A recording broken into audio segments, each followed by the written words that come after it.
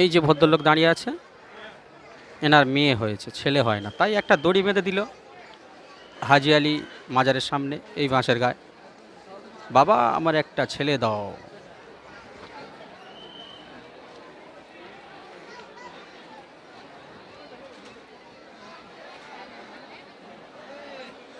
দড়ি কি বাঁধলে এই বাঁশের গায়ে আল্লাহ পাক কি ছেলে দেবে কি মেয়ে দেবে সেটা আল্লাহ পাক ভালো জানে।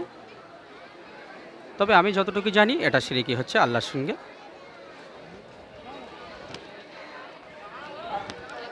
দেখুন দেখুন আমি বলছিলাম, দেখুন ওই দড়ি বাঁধছে একজন, দেখুন কেমনভাবে শিরক কাজগুলো হচ্ছে, দেখুন কিভাবে দড়িগুলো বাঁধছে, দেখুন ওই বাঁশের গায়ে।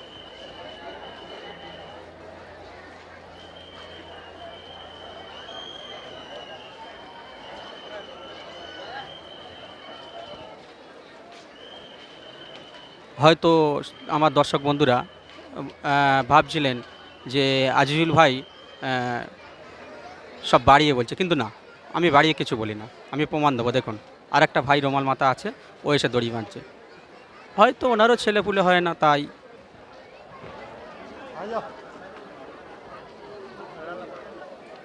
মানুষ এখনও পাগল আছে।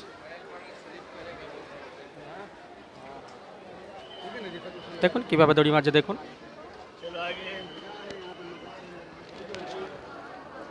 এই দড়িগুলো কিন্তু আবার সন্ধ্যায় খুলে নেবে, নিয়ে আবার দোকানে চলে যাবে, আবার এরকম পাগলরা কিনে নিয়ে আসবে, নিয়ে আবার বাঁশের গায়ে বাঁধবে।